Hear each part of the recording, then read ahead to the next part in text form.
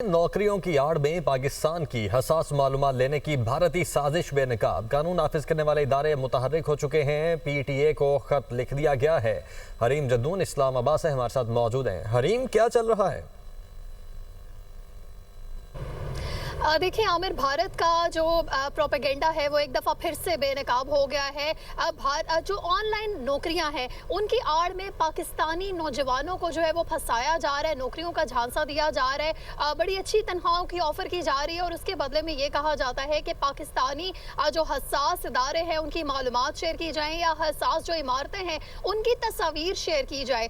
तो ये basically LinkedIn पे प्रोफाइल आपकी जब बनी हुई होती है, ये वो अकाउंट है जहाँ पे आप अपनी नौकरियां जो है वो तलाश कर सकते हैं। इसके अलावा जॉब गल्फ के ऊपर कुछ लोग जो जॉब हंट कर रहे होते हैं उसमें उन लोगों को जो है वो टारगेट किया जाता है और उनको अच्छी सैलरीज की ऑफर जो है वो दी जाती है। इस हवाले से कानून नाफिज करने वाले जो इदारे हैं उन्होंने पीटीए को खत लिखा है और ये बताया है कि इन जो वेबसाइट्स हैं, इन पोर्टल्स को ब्लॉक किया जाए और ये भी बताया है कि एक मुहिम का आगाज कर दिया जाए। तो बहरहाल पीटीए ने एक मुहिम का आगाज कर दिया है। जब आप कॉल करते हैं किसी को भी तो एक ऑडियो आपको सुनाई देती है, उसमें ये बताया जाता है आगाही के लिए कि भारतीय जो इस तरह की वेबसाइट्स हैं वो आपको जॉब्स की जो है वो ऑफर करती हैं, तो आपने इस तरह की किसी साजिश में नहीं आना। तो बहरहाल नौजवान चूंकि आजकल नौकरियों की तलाश में है तो इस हवाले से एक मुहिम ये चलाई जा रही है कि इस तरह की किसी भी प्रोपेगेंडे का आपने हिस्सा नहीं बनना। भारत इससे कबल भी जो है वो इस तरह की गिरी हुई जो हरकतें हैं वो करता रहा है। इस तरह से हमेशा पाकिस्तान ने भारत की साजिशों को